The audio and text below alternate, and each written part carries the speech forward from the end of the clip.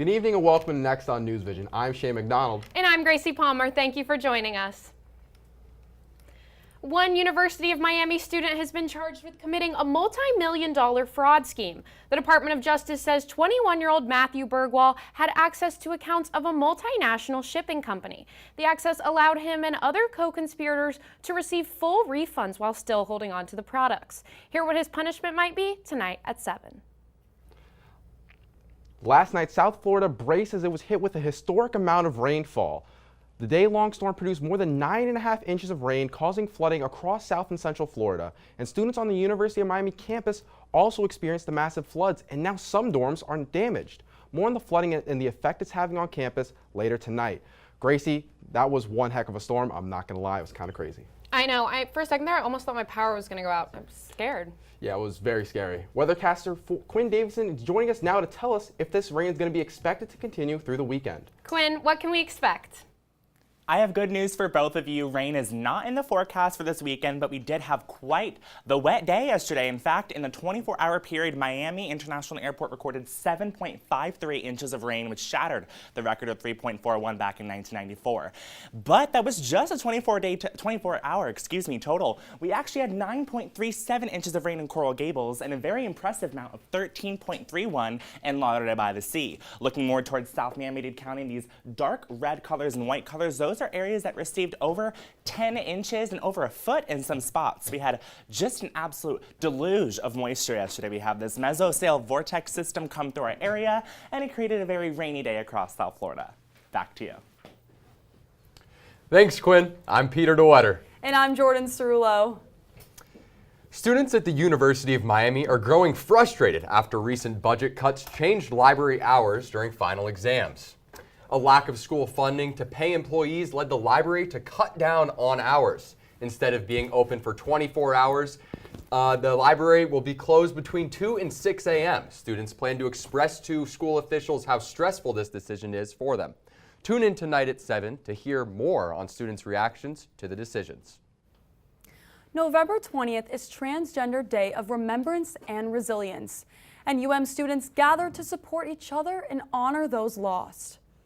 The Day of Remembrance honors the memory of 25 transgender people who lost their lives in transphobic violence. The event went on earlier today at the Shalala Student Center on campus. We will show you how those lives were remembered tonight at 7. And now a look into a Veterans Day race and a veteran who inspires others despite internal battles. Sports reporters Taryn Jacobs and Nicole Kickert are with us in studio to give us previews. Ladies. Thanks, guys. I'm Nicole Kickert. And I'm Taryn Jacobs. One Marine Corps veteran named Manuel Mayer has been working hard to ensure military personnel get the credit they deserve. After serving for 5 years, Manny knew that his time helping out those on active duty was far from over. He started a tax-exempt charity to help soldiers get the financial assistance they need. Another way he gets his community involved is through an annual event in Parkland, Florida. Every year on Veterans Day, people wake up before sunrise and participate in various physical challenges that push them to their limits and give them a feel for what first responders go through in order to keep the country safe.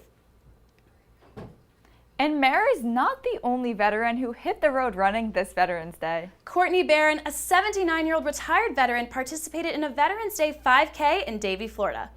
Barron often runs 5K charity runs in Miami, and he is not letting his age stop him. He's been running for many years and even participated in the inaugural Miami Marathon back in 2003. He has stressed the importance of physical activity and has been nicknamed the ambassador of health and fitness.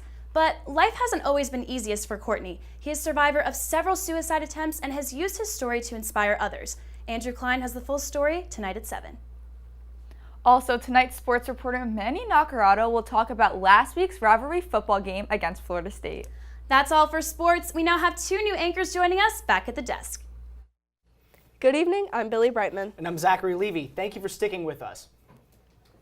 This Tuesday in Washington, D.C., tens of thousands of supporters of Israel marched to show solidarity with the Jewish state after the Hamas attacks on October 7th and against the rise in anti-Semitism in the U.S.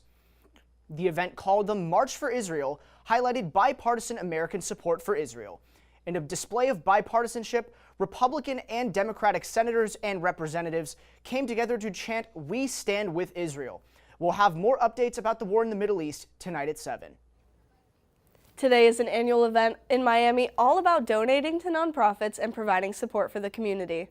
It's Give Miami Day. For 24 hours, fundraising efforts spread across Miami to encourage residents to give back to their community. The event began in 2012, and since then it has raised $145 million for the county. In 2022 alone, it raised $32 million. The CEO of the Miami Foundation says over 1,000 nonprofits use this money to keep functioning and serving members of the community. Well, Billy, it looks like we've got a great show ahead of us tonight on NewsVision, so don't forget to tune in at 7 p.m. Thank you for joining us for Next on NewsVision. Have a great Thanksgiving and stay safe.